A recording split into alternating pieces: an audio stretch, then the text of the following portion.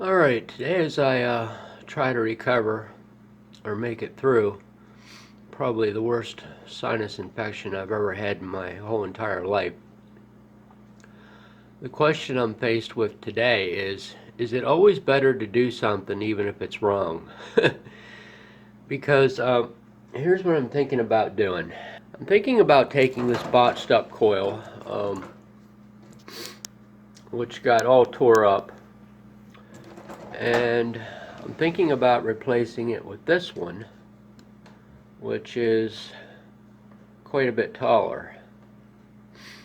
The one on the left is 24 inches. The one on the right is probably somewhere around 20 or a little under.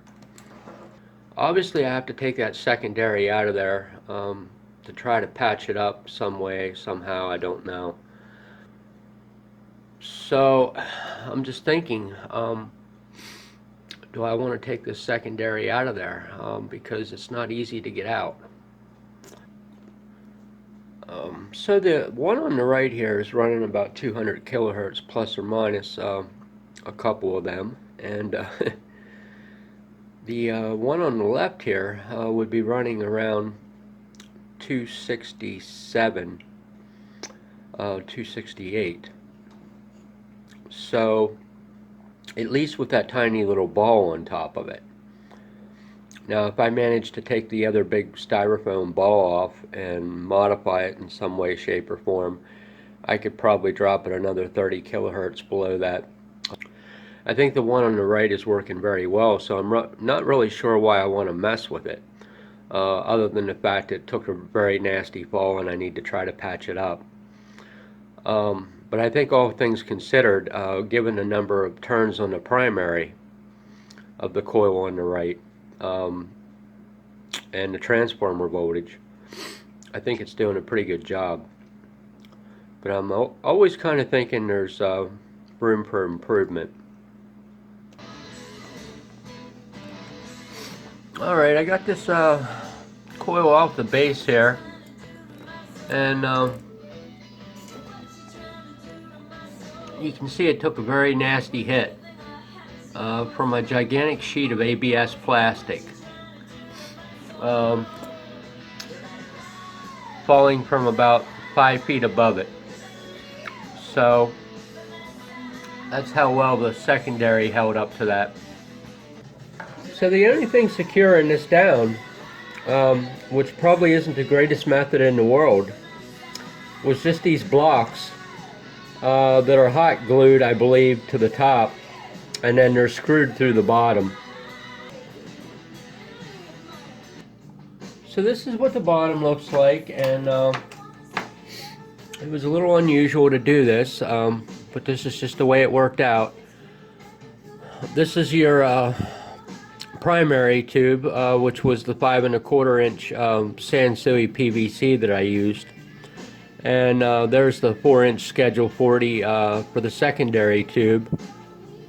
There's actually some shims in here that are epoxied down to the outside of the secondary tube to keep everything centered, and then there's a dowel rod pin that goes through and locks the two together. Oh my, I can't even believe I'm about to say this, but if I die from this infection, I don't know who is gonna take my Tesla coil. Man, this is crazy. So anyway, back on point. There's actually, looks to be a 632 machine screw that comes from the inside of the secondary wall and comes the whole way, penetrates the whole way through both tubes. And I'm not even sure why I needed a pull pin, because I ended up having a machine screw through both walls, but the pull pin just seemed like a cool idea to do to it.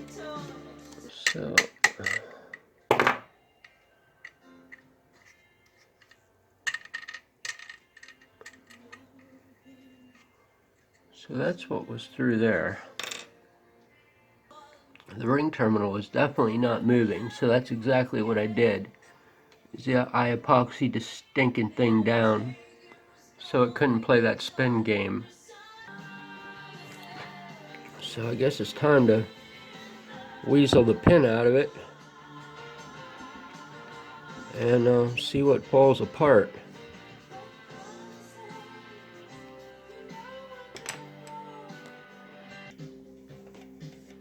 So that's that. I'm already seeing kind of what I thought. Obviously the top of this had far more coats of varnish than what the bottom did.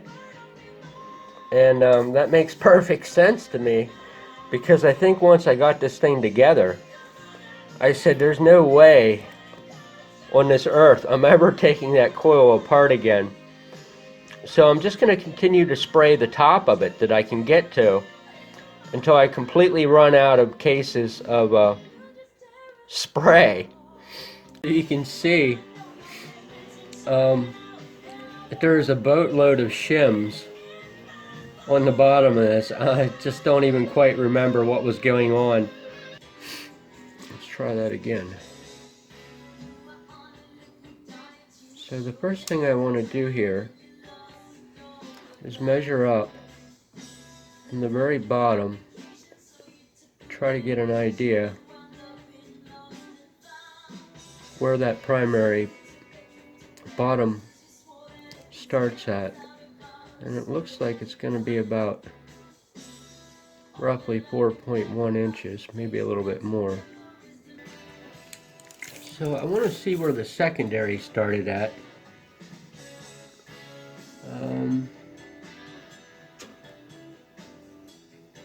Looks like about 4 3/16. And 4 3/16 is so very close to roughly 4.16 inches or 1.5 inches. So I had the start of the primary, the initial start of the winding, at the same height, almost exactly, as the start of the secondary.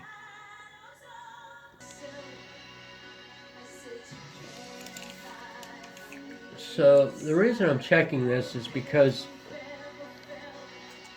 I'm thinking about coupling, and I don't unfortunately know enough about this subject, but that's where I'm heading with these measurements. So unfortunately it looks like I'm going to have to hack off the bottom of this after I already have a coil on it, and I hate to do that because there's always a chance of messing up the coil. But it kind of looks to me like I'm going to have to hack at least a 1/4 inch off of this. But what I was concerned about is two things: coupling and the change in voltage potential between the primary and the secondary in relation to where that primary coil sets. So I definitely don't want the primary coil setting too high because then I'm going to be opening myself up to possibly getting an arc between the two coils. If I set it down too low, I don't know what that's going to do. There may not be enough coupling between the two coils. So I'm just not really sure, and I'm flying by the seat of my pants on this. So I got to do something even if it's wrong. And I just can't make up my mind, so that's why I'm just going to do it. So I'm going to cut this one at 4 inches, which will shift the spiral coil slightly more onto the secondary than what it was, but just a fairly small amount. So anyway, I'm going to to cut this thing off here. And this is something I was just thinking about. It seems kind of funny to me. Anytime I've ever asked anybody to cut a piece of pipe for me, they generally have a miter saw or something. And every time I've ever gotten a piece of pipe back, it's cut so out of square, I gotta bring it home and fix it. So, you know, it's really kind of funny to me to think about, because I use Stone Age methods of building when I do stuff. And I'll cut this with a jigsaw, and it'll be 10 times more square and perfect than what the saw cuts were.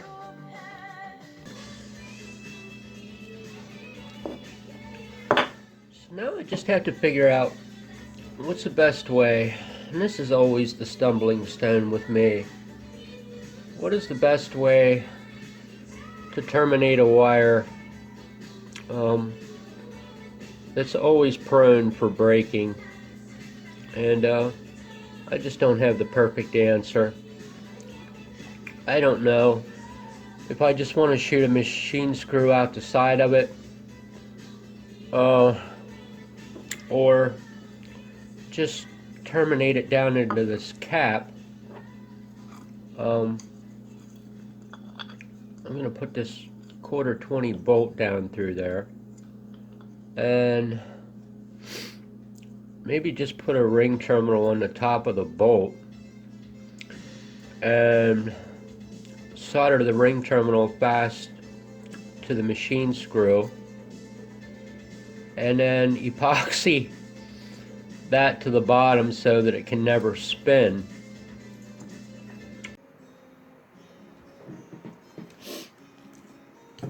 Oh my, so this is like day number 5 of the most incredible case of bronchitis I've ever had in my life. And it's just me and old Joe Diffie sitting here banging away on this Tesla coil, trying to find out if this is going to be a good idea for me to do this or not. And if it wasn't for this CD, I'll tell you what, I just really don't know where I would be. I heard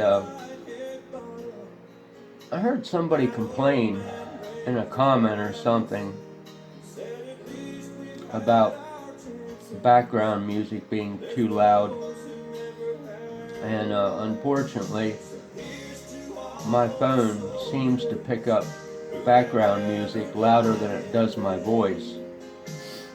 It's just the way it seems to work, and I guess I understand that concept of why maybe that would irritate somebody.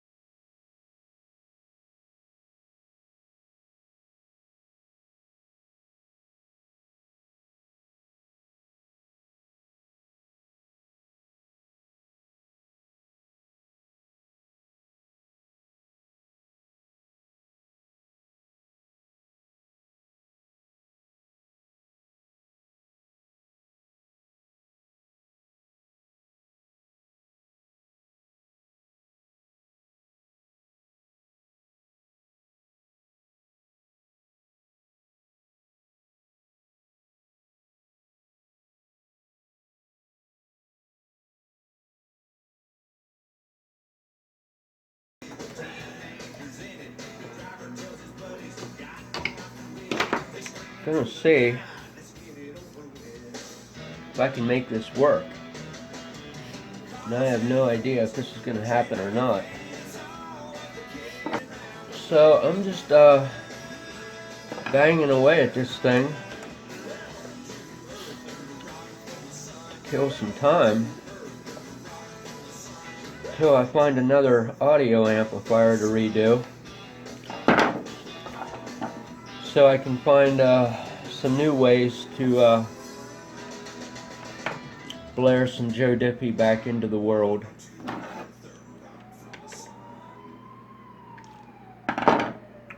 So, kind of looks like I did hit the holes. So I actually just bolted the secondary down with a 1/4 bolt down through the base the whole way to the bottom and routed it out, and was just barely able to get a nut on the bottom, and then just not even a ring terminal because I didn't have enough thickness. So I just used a really thin brass flat washer and soldered this wire to it, and then routed a channel across the bottom for this wire to lay in. So that's going to be the ground side of the secondary. So anyway, to get this thing to resonate at the new frequency for this secondary, I have to disconnect this spiral coil. The spiral coil is about 47 microhenries, and my target inductance is about 105 microhenries to get this thing to run. So I got to pull the spiral off, which was in series with the cylindrical, and then I got to get a jumper from the bottom of the solenoid coil down to the bottom side of this barrier strip, because the wire isn't long enough to jump down 2 connections. And then somehow I need to get 3 stinking ring terminals all on this barrier strip. And that always presents a problem with the way ring terminals are made. You can get 2 on a barrier strip, but when you throw in the third one, you have this huge monkey wrench. Because it kind of seems like manufacturers of ring terminals obviously don't use their ring terminals to build anything, because if they did, they would find out the dimensions are all wrong to be able to get them to do anything.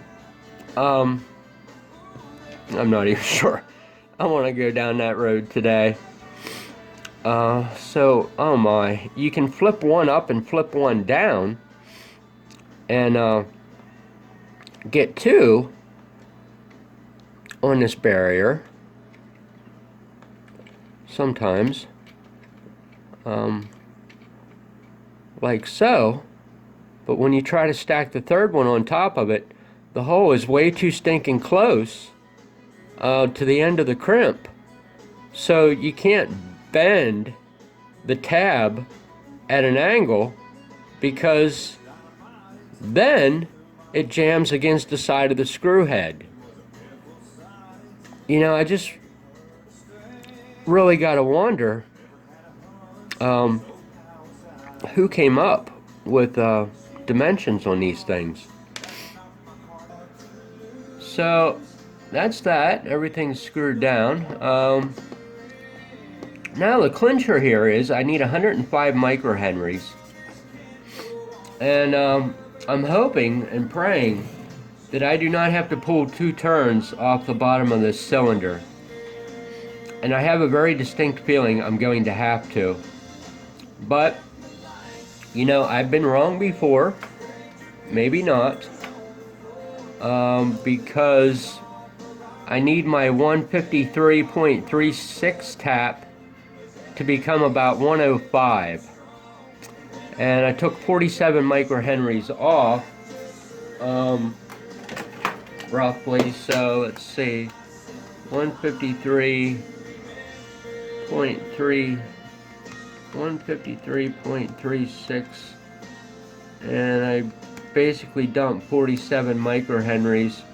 Puts me at 106.36. It's going to be very close. So here's an interesting tidbit of information.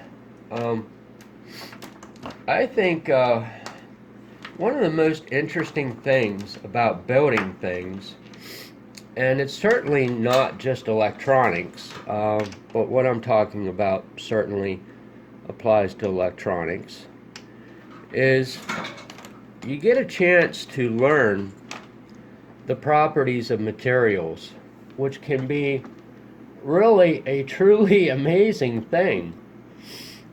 And especially when it comes to the properties of materials and capacitance, or resistance, how they hold up with high voltage, just a lot of truly amazing things. And the sky is really the limit on what you can learn. And this is what I came up with here. And unfortunately, this is the only piece that I have at hand right now, because I use it to hold the signal generator down to the top of the scope, to keep it from sliding off the top of the scope. It's a piece of duct seal. This is something that certainly like a commercial HVAC man would have, probably a commercial electrician. I'm not sure a residential electrician would. Maybe a plumber, I don't know, but definitely an electrician. And I really have no idea what in the world is in duct seal. It's kind of like Play-Doh. Doesn't really have much of a smell to it.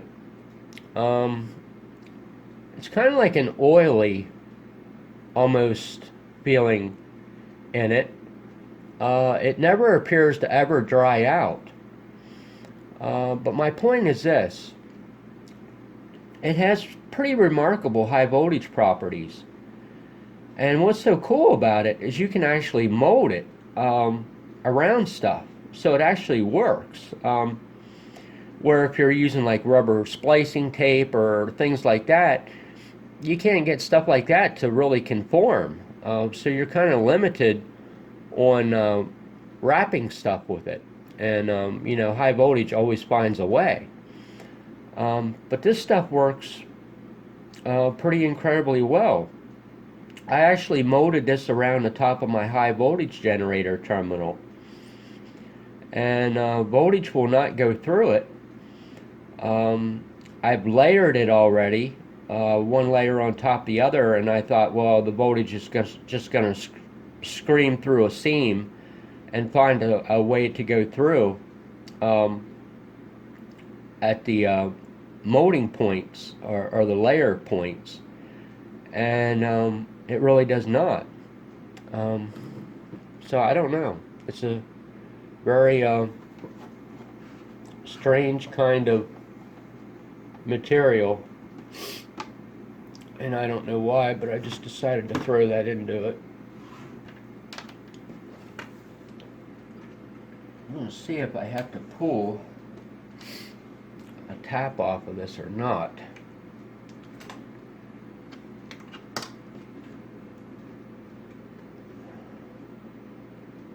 And I'm really hoping I don't, but I'm 99.9% sure that I am going to.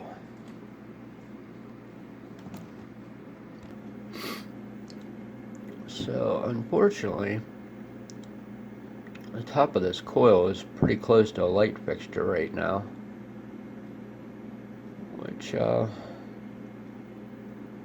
probably going to have a little effect. But it's dipping at 270, kind of strange. I would expect it to be a little bit lower if the light fixture was too close to it, because it dipped at like, oh, 266, I think it was, 265, when I did this on the floor with a different hoop coil around it. So it's dipping at 270 right on the button. And I can't find my reference capacitor. One of the many benefits of living in small spaces, and looked in mostly all the logical spots of where that .22 reference capacitor might be, and it wasn't in the bathtub, and that would have been the first place I would have expected to find it. What I want to do is just float this .22 across this tap and recheck the inductance of this tap since I minus the spiral. That's the game plan. So let's see where the first tap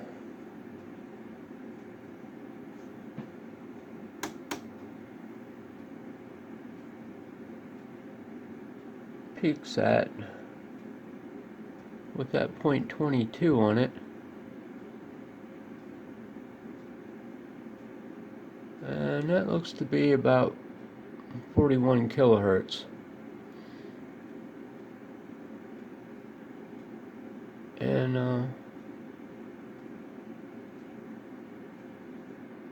I verified the accuracy on this frequency counter. So 41K. And that's exactly what I was afraid was going to happen. And I'll tell you what happened here. When I run that through the resonance calculator, I come up with basically 68.5 microhenries on this first tap. Well, this first tap used to be 153.36 with the spiral coil on. So you would think if I took the spiral coil off, like it is right now, you would think you would do some simple subtraction. 153.36 minus 47 microhenries, and you would think that this bottom tap would now be 106 microhenries. You know, I'm just not getting the dummy light to go off. If I pulled 47 microhenries off 153, how can the answer be 68? So I kind of feel like I've said this before. The thing I like about electronics is it's always very predictable until you become not predictable. Then it doesn't work so well. So, you know, the reason I say this is because I spent what seemed to be like 3 hours, but I'm pretty sure it wasn't 3 hours, trying to figure out specifically on this tap how in the world it would be possible for the inductance to drop so low on this tap. Because I know it was 153 microhenries, and I subtracted off the 46 or the 47 from the spiral that I took out of the circuit, and I said, well, the difference should be the 153 minus the 46, and the math didn't add up. And I was like, where in the world did all my inductance go for this tap? And then the dummy light went off, and it became pretty clear to me what had happened. I had changed the diameter of the secondary from the 4-inch ID pipe down to the 3-inch ID pipe. And anytime you manipulate the core of a coil, you manipulate the inductance. And I just couldn't see the trees for the forest yesterday. So generally when you insert something, you would increase the inductance. But it depends on what material you're inserting. And this is going back many years, so my memory of this is a little foggy. But I'm almost thinking if you insert brass into a core of a coil, you're going to actually drop the inductance rather than increase it. I'm also kind of thinking it might have been aluminum, but I don't think. I'm thinking it was just brass that has that property to it. So just a bunch of, just a little tidbit of unconfirmed FYI to know. So I've been having a problem here with my taps not lining up anymore. And it's never ideal to have fixed taps on a primary. But it worked for me for a long time. And still, until I started changing all the different parameters around it, now my taps suddenly no longer work where they're at. So I just wanted to come up with a way, and I really hated to do this, of cutting a tap in certain spots.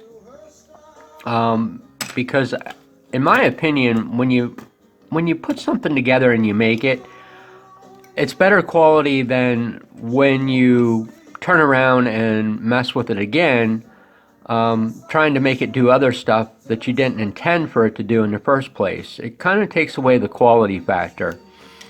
At least for me it does. So I didn't want to do this. So I was just thinking, what's the best way to put some taps in here? So I just weaseled these shear cutters onto it, and it was a little hard with this one because of the cords in between, to cut the wire. And then I just took a pair of needle nose and bent the wire out at 90 degrees away from the coil form. And so then I took some of this beautiful stuff here that I wish I had like 5 truckloads of, but never seemed to really have that much of it. So I took some of this ABS and drilled my holes in the ABS slightly smaller than what the span in between the wires was, measured with a pair of calipers. That way when you push this ABS onto it, it would draw the wires back together, so there wouldn't be slop at the ends here with the wire trying to separate from the coil form. So then when I slid this back, I just kind of pushed this back and made sure that it was going to go back right, and I kind of had to hollow the back holes at an angle so the wire would kind of wrap right. And then just took a pair of needle nose and pull straight out, and then do a hard bend to both sides. That way it would, keep it taut. And just soldered a piece of magnet wire across it as a little bus bar. So that kind of worked out pretty well with that. So I think, long story short, I think I have taps in all the right places where I need them. So I'm kind of thinking today's going to be the day I'm going to fire this up and see if it actually runs. The other coil worked, I thought, pretty well, all things considered. With a 4-inch secondary, unfortunately the dog crate falling on it didn't really help it, but if this here only broke even, I would be kind of satisfied. If this does a little bit better, I would think I would be very happy. And if it doesn't work at all, I'm kind of thinking I'm going to be pretty majorly disappointed. So we'll find out. Appreciate you watching. Have a nice day.